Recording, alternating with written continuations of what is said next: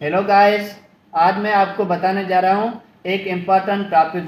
Kidney कैसे ख़राब होती है, उसके क्या क्या काजेज होते हैं, सिम्टम्स, डायग्नोसिस और मैनेजमेंट के बारे में। किडनी ख़राब होने के दो टाइप होते हैं, एक्यूट किडनी फेल्यूर और क्रोनिक किडनी फेल्यूर। आज हम डिस्कस करेंगे एक्यूट किडनी फेल्यूर के बारे में। एक्यूट का मतलब है अचानक से किडनी का फेल हो जाना।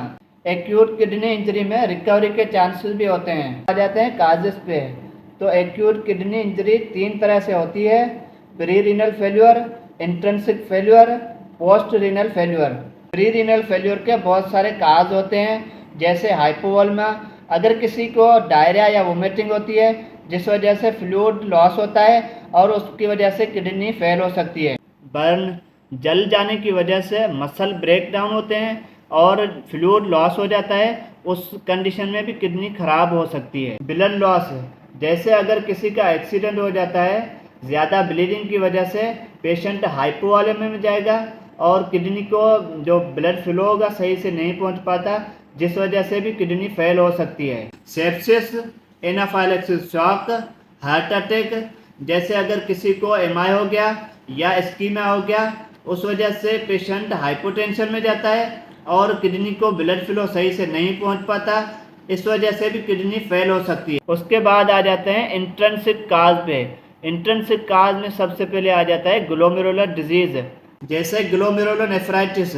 इस डिजीज में ग्लोमेरुलर की इन्फ्लामेशन हो जाती है और जिस वजह से किडनी फेल हो जाती है। पाइलोनेफ्राइटिस, ये बैक्टीरियल इन्फेक्शन की वजह से होती है, जैसे इकोलाई हो गया, क्लेब्सिया, कैथेटर एसोसिएट इन्फेक्शन या यूटीआई इन्फेक्शन की वजह से किडनी फेल हो सकती है। नेफ्रोटॉक्सिसिटी, जैसे अल्कोहल यूज़ करने, कुछ मेडिसिन जैसे antibiotic, aminoglycosides, NSAIDs, analgesic drugs जैसे एसिटामाइनोफिन लेने की वजह से किडनी फेल हो सकती है। उसके बाद आ जाते हैं पोस्ट रीनल फेल्यूर, जैसे यूरेटर, यूरिनरी ब्लैडर, प्रोस्टेट या यूरेथ्रा की वजह से किडनी का फेल हो जाना।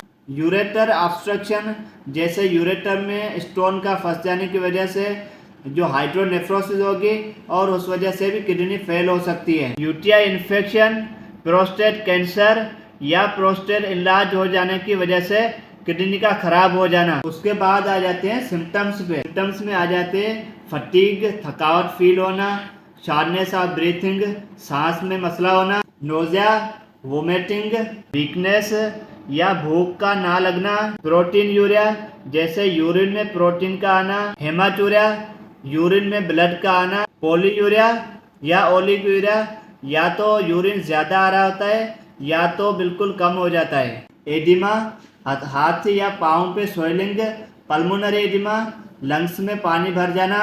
उसके बाद आ जाते हैं डायग्नोसिस पे। कैसे पता चलेगा किडनी सही से काम नहीं कर रही, तो उसके लिए कुछ टेस्ट करवाएंगे, जैसे blood urea nitrogens, serum electrolytes या सीरम क्रेटिनिन की टेस्ट करवाएंगे। किडनी अगर सही से काम नहीं कर रही तो यूरिया और क्रेटिनिन की लेवल बढ़ जाती है और इलेक्ट्रोलाइट्स इम्बेलेंस हो जाते हैं, जैसे सोडियम और पोटेशियम की लेवल या तो बढ़ जाती है या तो कम हो जाती है। उसके बाद कुछ यूरिन की टेस्टें करवाएंगे, जैसे यूरिन डीआर, यूरिन एनालिसिस या यूरिन कल्चर करवाएंगे। इन टेस्टों से हमें पता चलेगा कि यूरिन में कोई इन्फेक्शन तो नहीं, या यूरिन में प्रोटीन तो नहीं आ रही, या ब्लड नहीं आ रहा। उसके बाद सिटी स्कैन, एमआरआई या अल्ट्रासाउंड करवाएंगे। इससे हम पता कर सकेंगे कि किडनी में कोई स्टोन तो नहीं या कोई सिस्ट तो नहीं है, या किडनी की साइज देख सकेंगे। उसके बाद आ जाते हैं मैनेजमेंट पे। किडनी को खराब होने से कैसे बचाया जाए। ब्लड प्रेशर और शुगर को कंट्रोल में रखें, डाइट में पोटेशियम और सोडियम वाली चीज़ें कम खाएं, शराब या अल्कोहल वाली चीज़ें ना इस्तेमाल करें, स्मोकिंग ना करें, कोई भी ड्रग या एंटीबायोटिक डॉक्टर के सजेशन के बगैर ना लें और पानी का इस्तेमाल ज़्यादा करें। आज इस वीडियो में हमने सीखा AKI क्या होता है, उसके काजेज़ क्या होते हैं, सिम्टम्स क्या हैं, डायग्नोसिस क्या है और उसके मैनेजमेंट के बारे में।